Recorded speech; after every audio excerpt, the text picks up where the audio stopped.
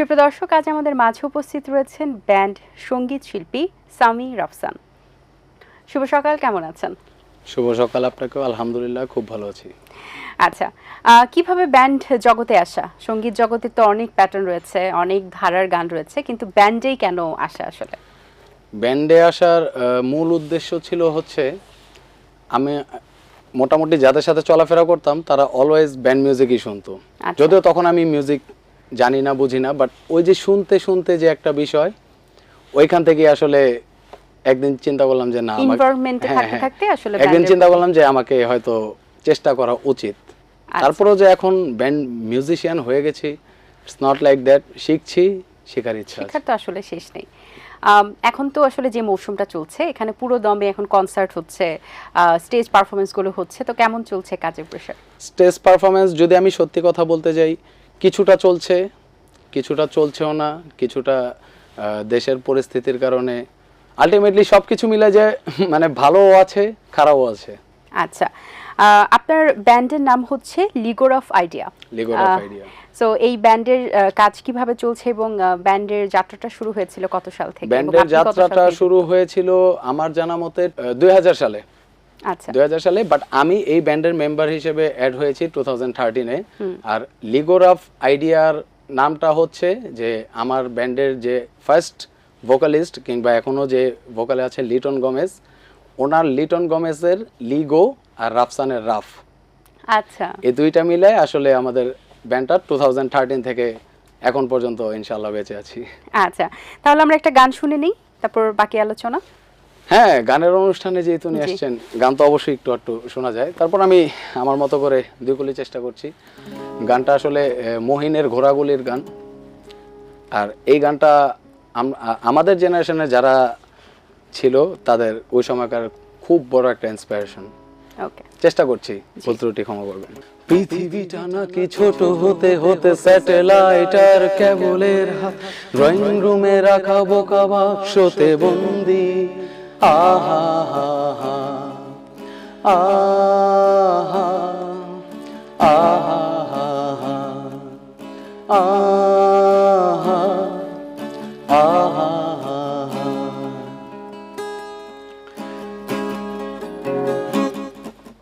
সারা দুনিয়ার সাথে যোগাযোগ আজ হাতের মুঠোতে, খুঁজে গেছে দেশ কাল সীমানার গন্ডি। আহা আহা আহা আহা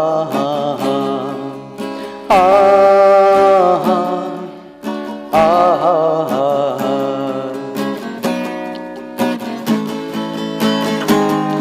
ভেবে দেখেছো কি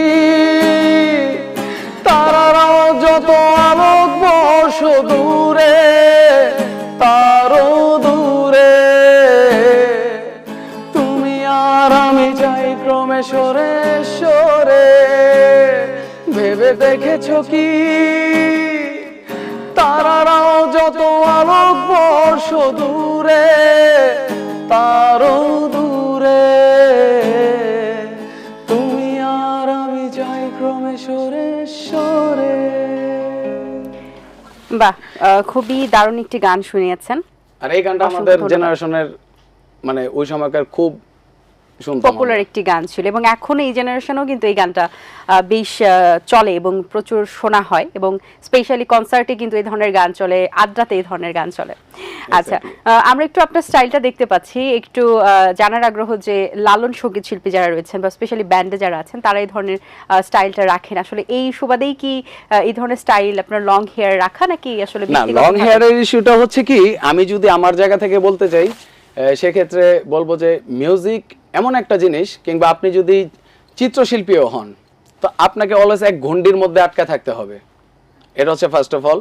তো ওই এক ঘণ্ডিতে আটকে থাকতে থাকতে একটা পর্যায়ে আপনি আপনাকে নিজেকে খেয়াল করতে পারবেন না, নিজেকে আপনি যত্ন করতে পারবেন না।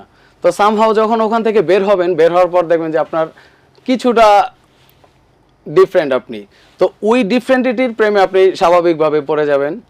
ঠিক আছে, যেমন আমি আমার কথাই যদি বলি যে স্টুডিওতে কাজ করতে করতে কিংবা ইনডোর কাজ করতে করতে সেখান থেকে বের হওয়ার পর যখন একদিন দেখছি যে চুল কিছুটা বড় হয়েছে, তখন একবার চিন্তা করলাম যে না, রেখে দিই। আবার চিন্তা করলাম কেটে ফেলি, আর ফ্যামিলি তো আছেই। আচ্ছা ঠিক আছে, আবার চিন্তা করলাম কেটে ফেলি, পরে আর সময়ও হয় নাই, আচ্ছা রেখে দিয়েছি। আপনার ব্যান্ড সম্পর্কে একটু শুনছিলাম, লিগোর অফ আইডিয়া, এই ব্যান্ডে কারা কারা আছেন? লিগোর অফ আইডিয়াতে আমি গিটারিস্ট অ্যান্ড সেকেন্ড ভোকালিস্ট, আমার নাম সামির আফসান, আর মেইন ভোকালিস্ট হচ্ছে লিটন গোমেজ, কিবোর্ডে আছে জামিল, আর বেইজে আছে পলাশ। আচ্ছা, একটা সময় কিন্তু 90 দশকের যদি দেখি, ওই সময় যে ব্যান্ডের ক্রেজ ছিল, এখন দিন দিন ক্রেজটা কেমন মনে হয় যে এখন এসে এই জেনারেশন ব্যান্ডটাকে কি আসলে ওইভাবে রপ্ত করতে পারছে কিনা, বা ব্যান্ডের ওই সেই ক্রেজটা আছে কিনা? ব্যান্ডের সেই ক্রেজটা তো আপনি আর চাইলেও ফিরে আনতে পারবেন না, কিংবা আমরাও ফিরাই দিতে পারবো না। তারপরও ওই সময়টাকে মেমোরেবল করে রাখার জন্য এখনকার যে ব্যান্ডগুলো, যেমন অ্যাভয়েড রাফা বলতে পারেন, নেমিসিস বলতে পারেন, তারাই কিন্তু বর্তমানে এখন মানে রাজত্ব করতেছে বা ধরে রাখছে, কিংবা তারা ধরে না রাখলে কিন্তু আমরা অ্যাকচুয়ালি হারাই যেতাম। ঠিক আছে, ব্যান্ড মিউজিকটা হারাই যেত, হয়তো মানুষ মোবাইলে শুনতো, ক্যাসেটে শুনতো, কিন্তু লাইভের যে একটা বিষয়, সেখানে হয়তো খুব কমই উপস্থিতি দেখতেন আর কি। আচ্ছা, আরেকটি গান শুনতে চাই, কোন গানটি শোনাবেন এবার? জেমস ভাইয়ের একটি গান করি, ছোট করে করব। জি। ধরে 10 মাস 10 দিন ধরে গর্বে ধরো, কষ্টের তীব্রতায় করেছে আমায় লালন, হঠাৎ কোথায় না বলে হারিয়ে গেল, জন্মান্তরের বাঁধন কোথা হারালো, সবাই বলে ওই আকাশে লুকিয়ে আছে, খুঁজে দেখো পাবে দূর নক্ষত্র মাঝে, রাতের তারায় আমায় কি তুই বলতে পারিস, কোথায় আছে কেমন আছে মা, ওরে তারা রাতের তারা আমাকে জানিয়ে দিস, অনেক কেঁদেছি আর কাঁদতে পারি না, মায়ের কুলে শুয়ে হারানো শিশু, অন্য মুখে খুঁজে ফিরি সেই প্রিয় মন, অনেক ঋণের জলে মাগো বেঁধেছিলে তাই,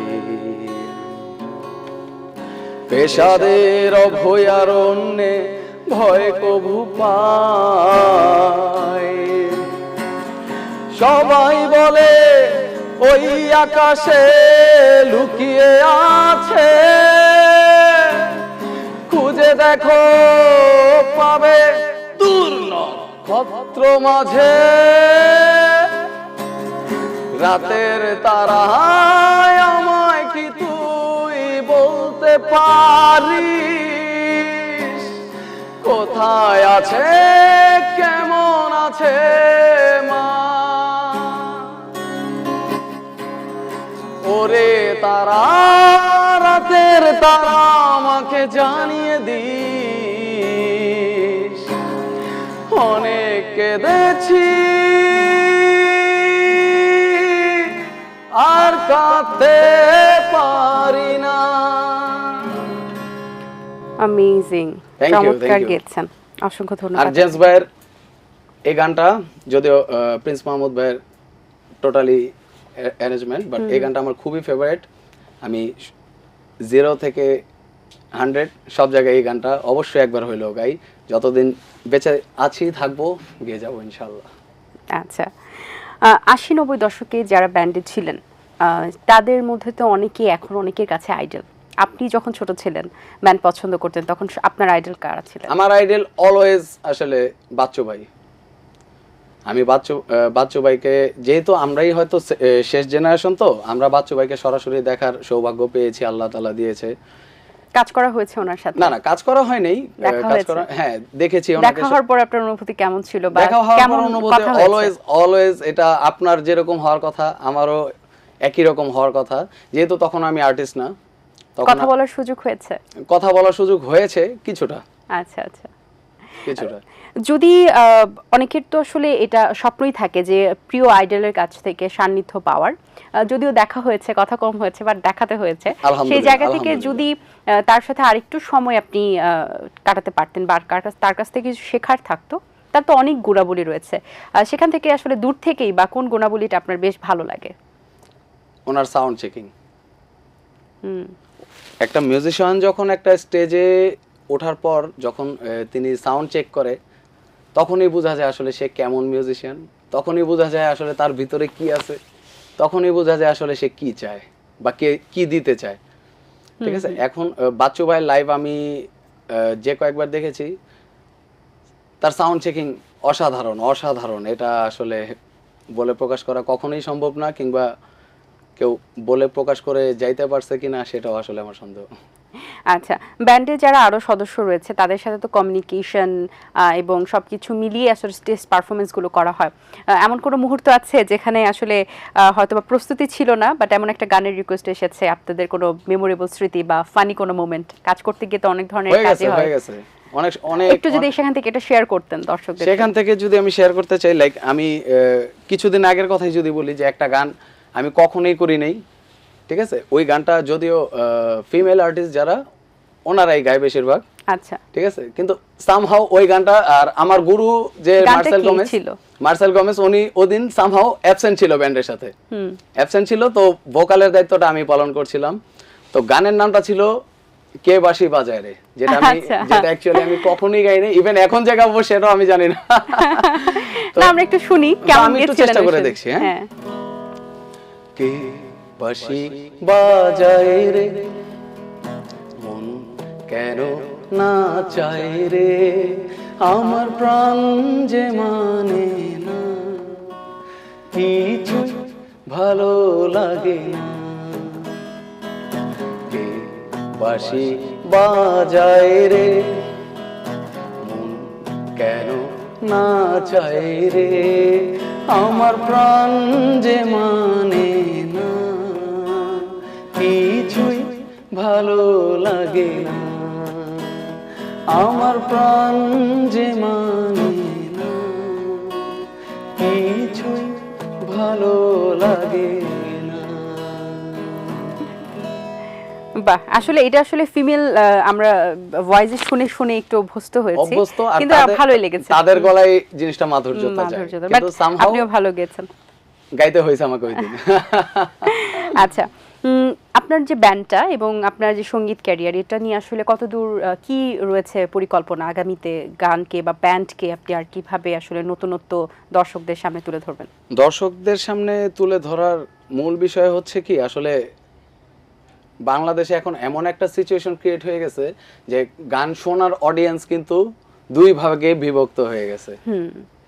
অডিয়েন্সদেরও আসলে ভ্যারিয়েশন আছে। হ্যাঁ, অডিয়েন্সও আসলে দুই ভাগে বিভক্ত হয়ে গেছে। এখন আপনি আমার টিমকে নিতে হইলে আপনি যে একটা পারিশ্রমিকতা বা যে একটা পেমেন্ট দিয়ে নিতে পারছেন, আপনি এর চেয়ে অনেক কমে আপনি আরেকটা টিম পেয়ে যাচ্ছেন। যদি আমি ক্লায়েন্টের কথা বলতে যাই, তো ক্লায়েন্ট কিন্তু স্বাভাবিকভাবেই মানে কমের মধ্যে সেভিংস এর কথাই চিন্তা করবে।